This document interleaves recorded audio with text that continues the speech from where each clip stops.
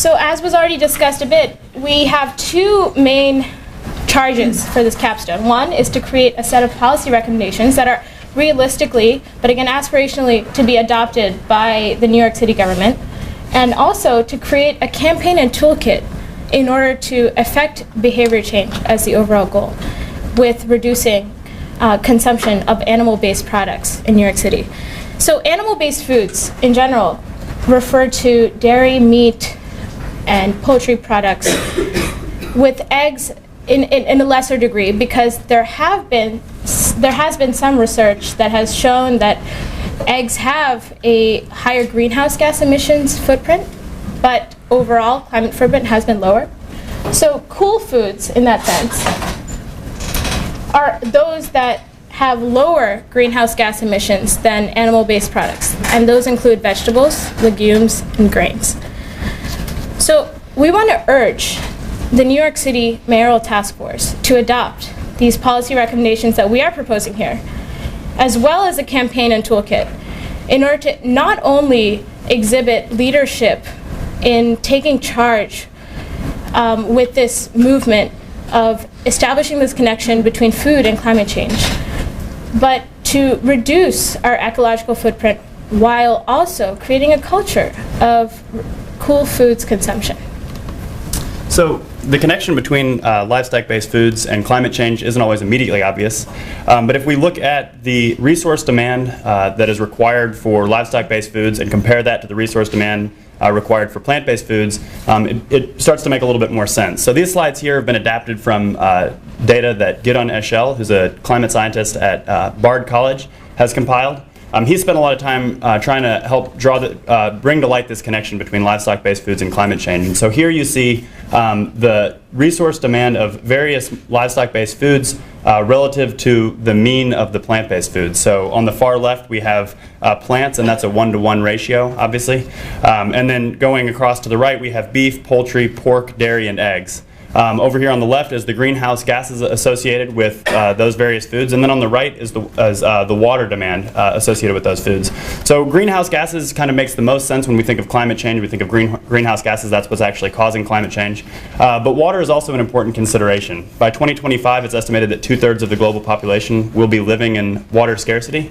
And any time that we're using more and more resources, use of those resources requires energy. Now, historically and currently, that's been found in the form of fossil fuels. So any kind of added resource use is essentially going to contribute more to greenhouse gas emissions. Going forward, we see also that these other foods, these livestock-based foods, require drastically more land to produce than do the plant-based foods. And they also require other forms of resource demands, such as nitrogen. Again, all of these added resources are going to be found, utilized, extracted, shipped using, at least currently, fossil fuels. So they all kind of contribute to the greenhouse gases associated with these various foodstuffs.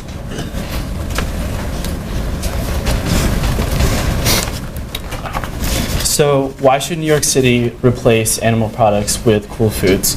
Well, in 2007, the New York City made climate change a priority with the initiation of Plan YC, which is an ambitious plan to reduce the city's greenhouse gas emissions by 30% by 2030.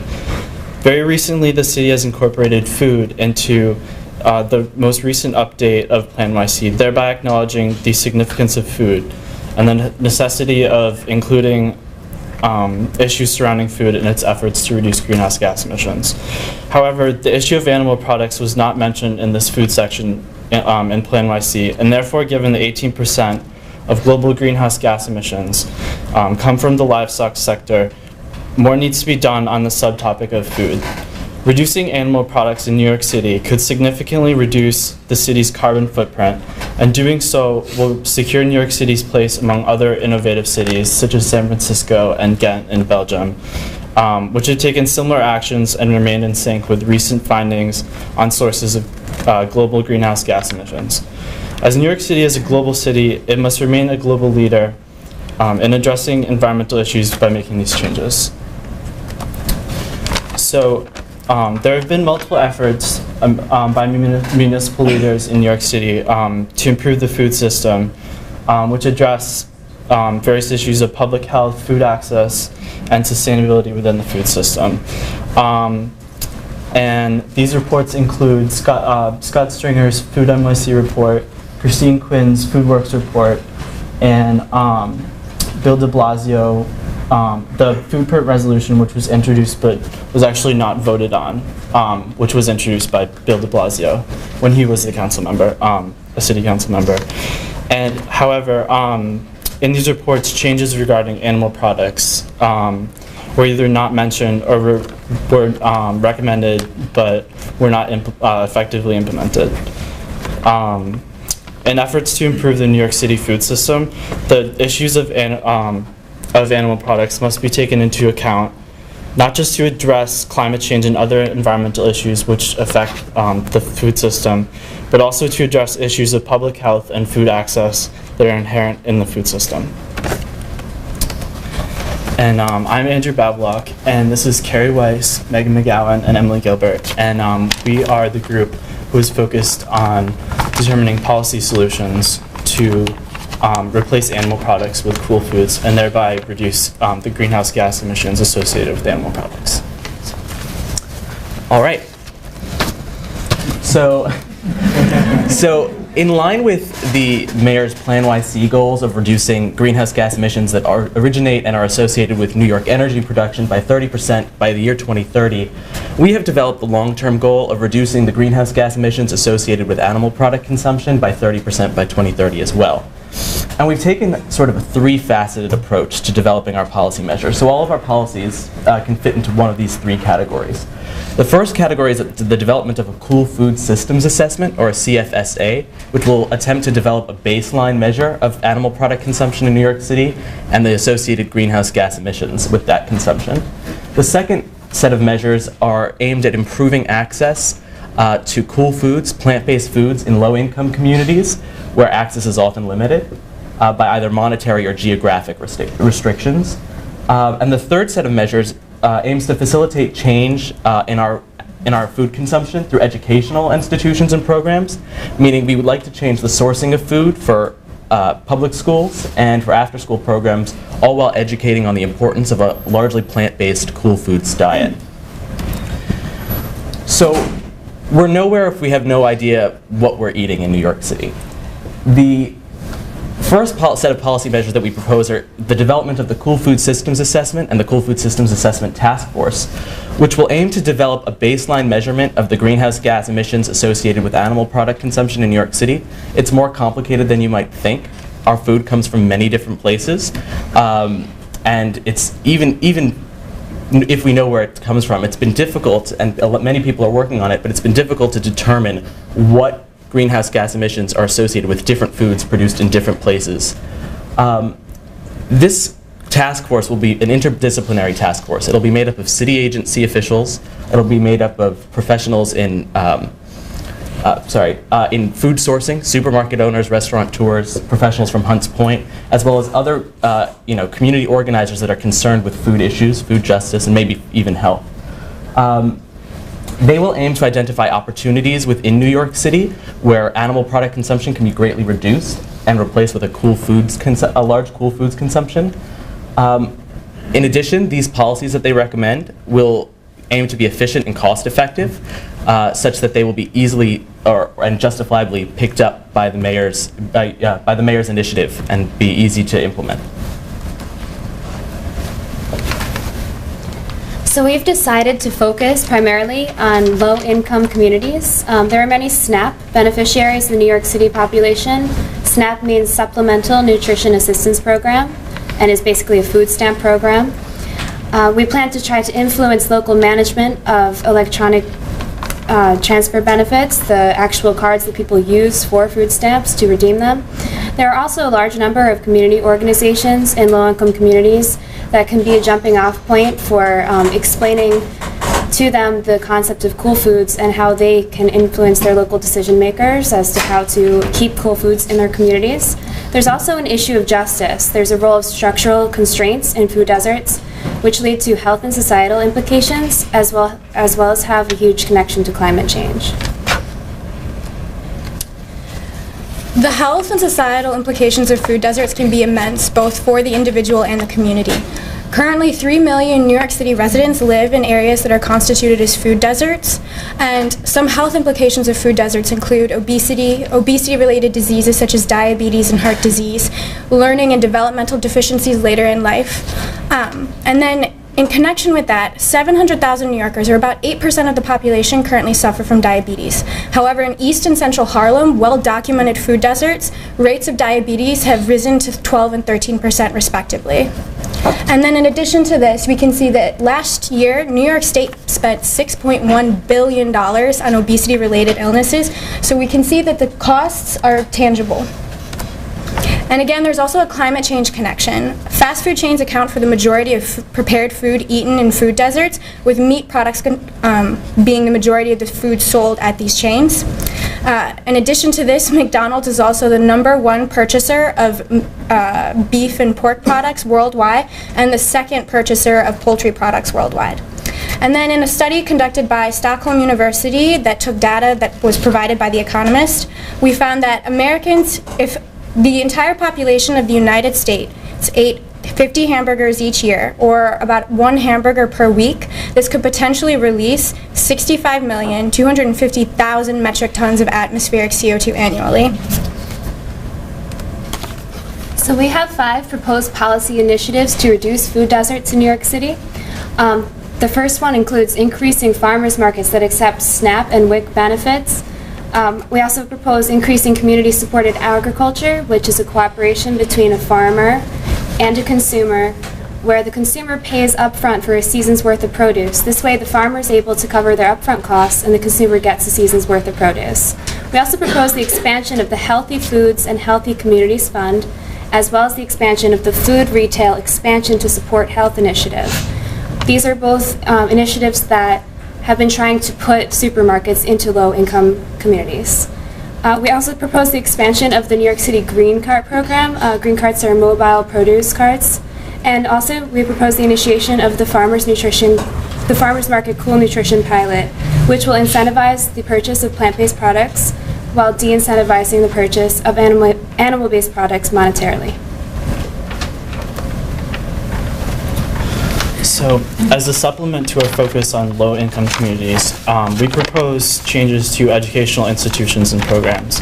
As we see, well, more specifically, New York City public schools and the after-school program. As we see these as having the potential to influence a large number of people of diverse backgrounds. So, there are 1.1 million students in New York City public schools, and just over 640,000 students who participate in the after-school program. And therefore, changes to public schools or the after-school program have the potential to influence the eating habits and therefore the health of a large number of these school children. In addition, there are potential positive effects on public health on a large scale, as cool foods are strongly correlated with being mostly healthy foods. In the public sector, we recommend the facilitation of advocacy by parents, teachers, students, and administrators for cool foods in schools. To accomplish this, we recommend that wellness committees, which are an extension of parent-teachers associations, be made mandatory for each parent-teachers association and therefore for each New York City public school. We also recommend that school food partnerships, the school food partnership meetings, be made more accessible and convenient to these parties who have a stake in New York City schools. Furthermore, in order to educate parents about the link between animal products and climate change, we recommend, as part of our initiative, to form alliances with various nonprofit organizations, including those under the New York City Foodprint Alliance, in the Foodprint Resolution, to create a network to spread knowledge about the benefits of choosing cool foods over animal products. We also recommend that cost-effective changes be made to the Department of Education procurement policy, which will be in accordance with the findings of the previously mentioned Cool Food Systems Assessment. And also, in the most recent update of Plan YC, under the solid waste section, there was one recommended change that procurement policy be edited to reduce solid waste. So this is one potential entry point where food procurement could be changed. Given the constraints currently facing New York City procurement and Department of Education policy, there's a strong potential for after-school programs to play a powerful role in raising community awareness and also having positive impacts on the communities with whom we're trying to reach. Currently, 56% of New York City's children come from low-income communities, and studies have shown that low-income children would benefit significantly from increased after-school presence with increased adult supervision, safe, structured environments, and academic help. Additionally, a survey conducted by the New York State After School Network found that if there were enough after-school programs to meet current demand, we could potentially put 57% of New York's K-12 population in after-school programs. And then in discussing the procurement issues that face DOE, procurement and after-school programs is very much less constrained. They have to adhere to USDA nutritional policy, and there is no set list of vendors, unlike the DOE procurement policy. So we could potentially choose vendors who are practicing and promoting environmentally sustainable education, and also choosing their food coming from environmentally sustainable sources.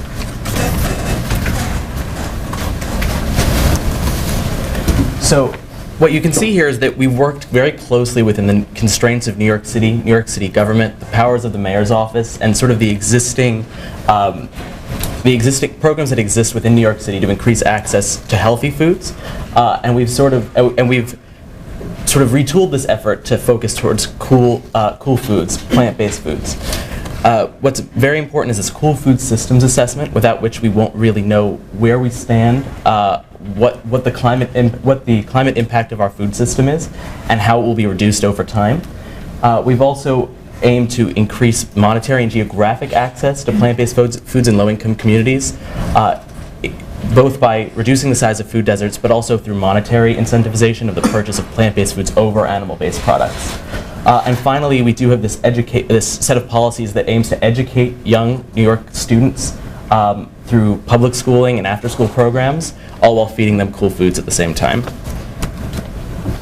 In addition to our policy proposals, we have a few proposals that can be adopted more immediately by the mayor's office. Firstly, the mayor, similar to what he's done for the Plan YC launch in 2007 on Earth Day and the Plan YC 2011 relaunch, the mayor's office should hold a large press event, sort of to gain excitement, to heighten excitement in New York City about adopting a cool foods diet and reducing animal product consumption.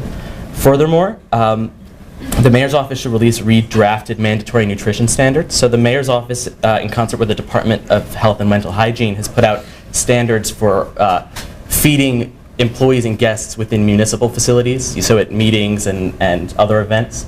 These standards should be redrafted so that they account for cool food consumption. They reduce animal product-based foods and increase the amount of cool foods served.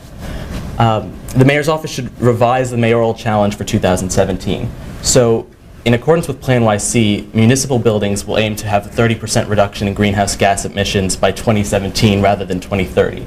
We believe that this challenge should be adopted in the terms of animal product consumption by those same New York institutions, educational institutions, colleges and universities that have adopted the mayoral challenge. Finally, the mayor's office should establish the Eating for the Green Apple campaign office, which will be in charge of developing and dispersing resource materials on this issue and maintaining this effort over the long term.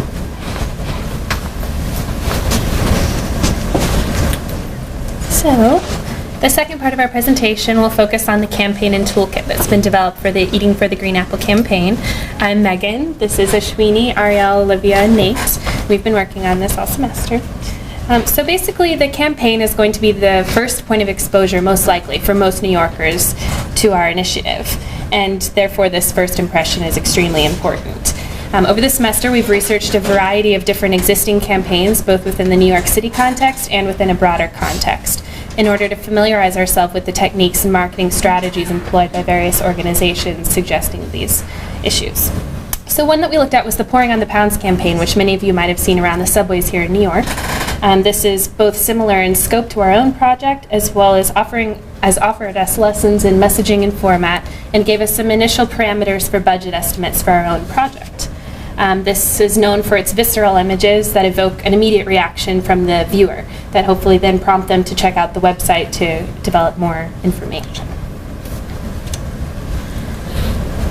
Meat, as it is a very touchy subject for many different cultural demographics, and we did recognize that when we were developing this campaign.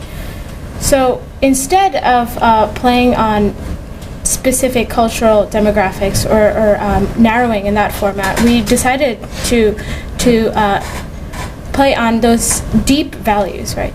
Community, ethics, responsibility, those kind of values that are largely accepted by all sorts of demographics.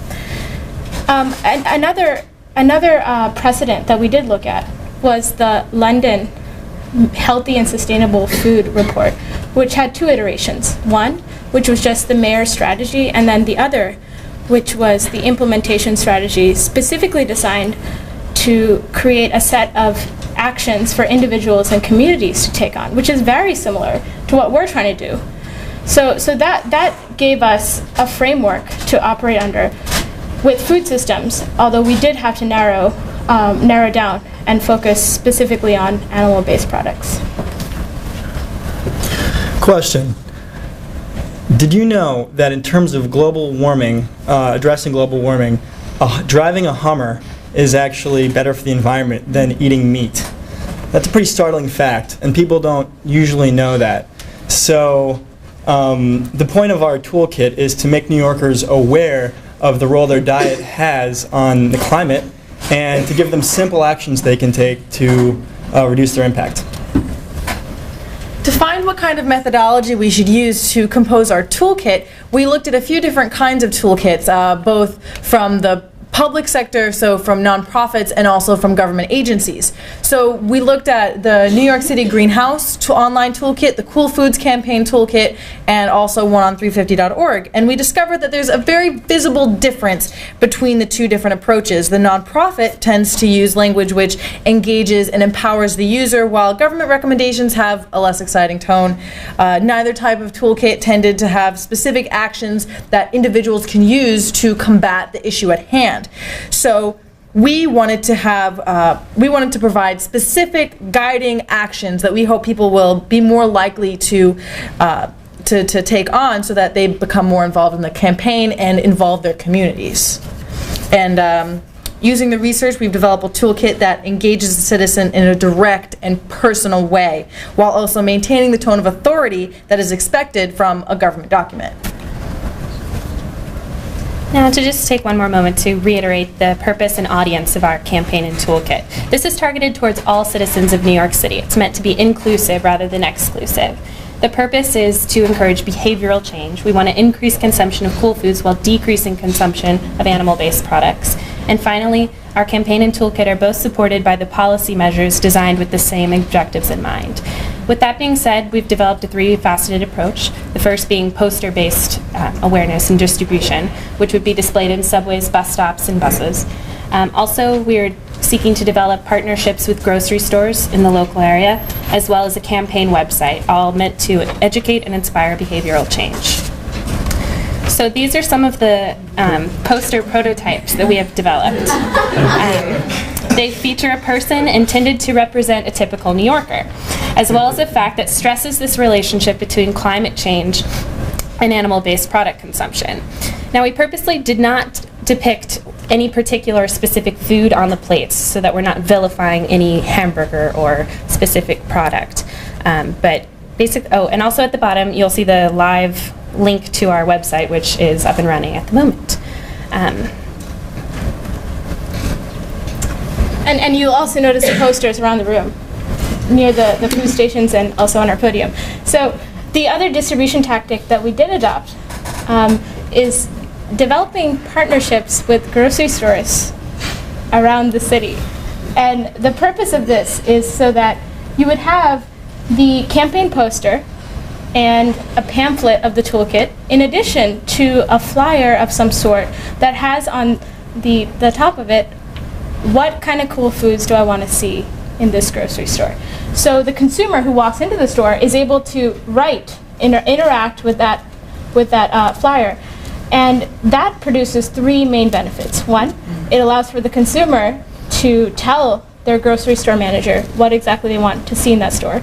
Two, it allows for the grocery store manager to know what their consumers want. And three, and perhaps most importantly for us, is that it provides quantitative data in that we are able to see how many people have interacted with the campaign, and qualitative data in that we are able to see what kinds of cool foods the people in these specific demographics desire. And the final part of the campaign will feature the website, and here's the home page. We seek to establish an information portal here with a lot more elaboration upon these issues, as well as an interactive platform. We really want to foster this online community where visitors can contribute to blog posts, submit brief videos of why they consume cool foods, as well as contribute to future cool foods recipes.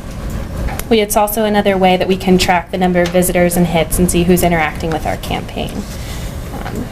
Here's a screenshot of the additional resources page of the website that will feature a more in-depth fact list relating to these same issues, as well as a list of books, reports, similar organizations, and a list of documentaries for further exploration into these issues. And finally, here's a screenshot of the Cool Foods Recipe Index. This is meant to be eye-catching and appealing. It's in a food blog style format to really motivate people to start cooking, which is another huge part of this campaign. It's going to feature vegetarian and vegan recipes that are actively linked to their original source. Also, it'll also have an abbreviated part of the toolkit, which is the 8 actions for an empowered New Yorker, as well as a shopping guide, meal plan substitutions, an event calendar for community gatherings, and a downloadable PDF version of the Eating for the Green Apple toolkit. So the toolkit, as you can see here, supplements the Eating for the Green Apple campaign by giving individuals specific actions that they can do to reduce their meat consumptions, thus reducing their contribution to climate change. Throughout the toolkit, we refer to non-animal derived foods such as vegetables and legumes as cool foods, as we do in the campaign, to draw attention to the fact that these foods contribute less to climate change than animal derived foods. It's a catchy way to tell the user that the toolkit that they can eat foods that have less of an impact on climate change. In terms of distribution of the toolkit, they'll be placed in physical form in the supermarkets that we've established partnerships with. Also, you can find it on our website in PDF form, or if an individual or institution wants, they can call or email the campaign office and get them sent in bulk in physical form. We've intentionally excluded the use of the terms vegan and vegetarian. They're kind of confrontational terms, and we want to emphasize a reduction in animal-based foods consumption and not a complete elimination. So the first section is the introduction, but then the second section is the livestock industry and climate change. And it reiterates what individuals can learn from the website and the campaign as a whole. It gives users a scientific basis for why a diet with more cool foods and fewer animal-based foods will reduce their impact on climate change. As you can see here, the picture shown is an excerpt from this section of the toolkit. We explain that GHGs from producing various foods can be put in perspective by comparing them with emissions from a gasoline-powered car that gets 27 miles per gallon, and this is a comparison to half a pound of each kind of this food. The Stay Healthy by Eating Cool Food section. So this section dispels myths that you can't get enough protein unless you eat meat. We use facts presented by the USDA that say that peas, beans, nuts, and seeds are all sufficient in terms of protein as a substitute for meat. These next two sections, the Cool Foods Meal and Shopping Guide and the Cool Foods Recipes, will show individuals that they can buy at what they can show individuals what they can buy at the supermarket and how they can restructure their meals so that they can easily transition to a more cool foods-based diet.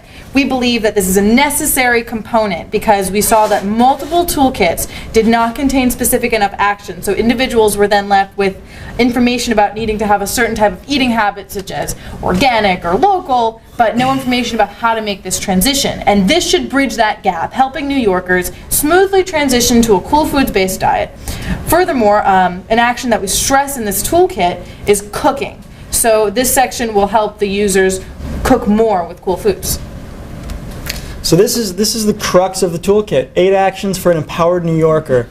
So the main component: eat cool foods. You know, if you want to reduce your carbon footprint, eat foods with smaller carbon footprint. How do we do that? Grow your own food. For under $60, you can create a hydroponic window farm and grow food year-round. Talk to your grocer about cool foods. We really want to emphasize the importance of expressing your wants and needs to the places where you get your food. Prepare your own food, the best way to have control over what goes in your body. Also, our actions include community actions because our research has shown that community actions are integral to spreading awareness and involvement in this campaign. So we've listed a few actions that New Yorkers can take in order to involve their community and get involved with organizations that work on issues related to implications of animal-based food and climate change, such as Just Food, the Real Food Challenge, which is only on college campuses, Sustainable South Bronx, and Slow Food.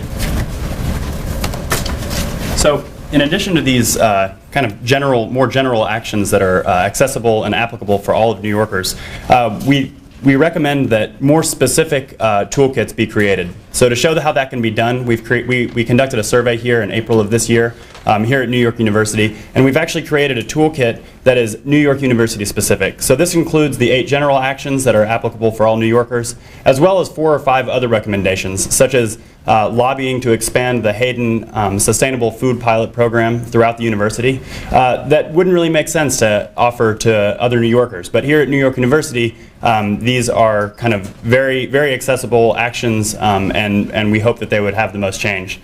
It's recommended that the campaign office create other demographic-specific toolkits. So we could imagine a toolkit being created for educators, for business owners, for employees, for high school students. And each one of these would contain, again, the same 8 recommendations that are applicable to all New Yorkers, but also some more specific recommendations that those individuals can use to empower them in creating change in their own lives. We've tried to consider some of the possible opposition that a campaign like this might come to face. One of those is budget and resource constraints. We are operating within the New York City government, and as such, relying on taxpayer dollars. So we recognize that the budget is not going to be very high for this. Although we'd like to stress that in the long run, if New York City can mitigate global climate change through these actions, we believe that the long-term benefit to that is going to far outweigh the initial costs that this campaign cost at the outset. Another possible opposition that we considered is industry opposition. New York State has a pretty large dairy and cattle industry, and we can imagine that there's going to be some opposition from those folks. However, again, because we're only stressing a reduction and not a total elimination of livestock-based foods, we believe that the industry can actually handle a slight reduction in their industry, and so we hope to kind of surpass that obstacle as well. Finally, we recognize that there are legal constraints. We are talking about using city policies to influence the procurement of foodstuffs in various organizations and institutions, and that is not something that's easily done. So we've tried to work, as Carrie said, within the constraints of the legal system here in New York City.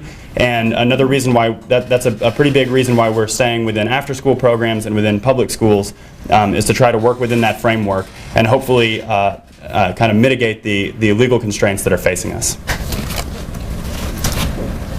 So with all these constraints in mind, we'd like to conclude with this idea that we do have a potential to revolutionize the way in which the food and climate change movement is conceptualized throughout the city, throughout the country, and throughout the world. This is an amazing opportunity that the New York City government should really consider taking on, not only, again, to reduce its greenhouse gas emissions, but to create this culture around cool foods consumption.